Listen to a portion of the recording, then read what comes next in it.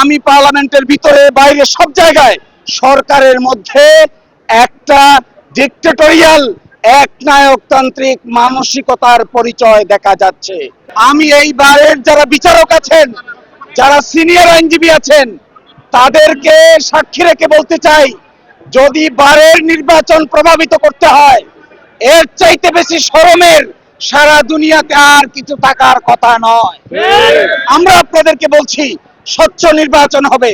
আপনাদের পক্ষ থেকে 5 জন হবে, আমাদের পক্ষ থেকে 5 জন হবে।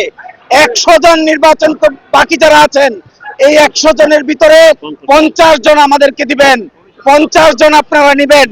এই 111 জনের ভিতরে একজন প্রধান নির্বাচন কমিশনার, এর বাইরে আছে 110 জন। 110 জনের ভিতরে 55 জন আমাদেরকে দিতে হবে, আর 55 জন আপনারা নেবেন। এই বিবেচনায় নির্বাচনে যদি আমরা পরাজিত হই, পরাজয় মেনে নিতে আমাদের কোনো আপত্তি নাই, কিন্তু ইলেকশনকে ইঞ্জিনিয়ারিং করবেন, আগে থেকে নির্বাচন কমিশনকে সাজাতে চাইবেন, আগে থেকে ভোট এবং ব্যালট বাক্সে স্বাক্ষর দিয়ে ব্যালট বাক্স চিন্তাই করে নিয়ে পার্টি অফিসে গণনা করবেন। ঢাকা বারের সদস্যরা এইরকম নির্বাচন হতে দিবে না। আমি পার্লামেন্টের ভিতরে বাইরে সব জায়গায় সরকারের মধ্যে একটা ডিক্টেটোরিয়াল একনায়কতান্ত্রিক মানসিকতার পরিচয় দেখা যাচ্ছে। আমরা আপনাদেরকে বলতে চাই, আমরা আইনজীবী, আমরা পেশায় আইনজীবী, আমরা সিনিয়র আইনজীবী, আমরা সুপ্রিম কোর্টে প্র্যাকটিস করি, আমরা ন্যায়ের পক্ষে, আমরা অন্যায়ের বিরুদ্ধে।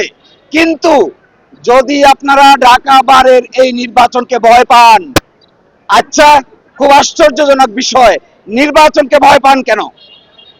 ঢাকা বারের সদস্যরা যাকে মনে চায় তাকেই নির্বাচিত করবে, আপনারা আগেই নির্বাচন ইঞ্জিনিয়ারিং করতে চান কেন?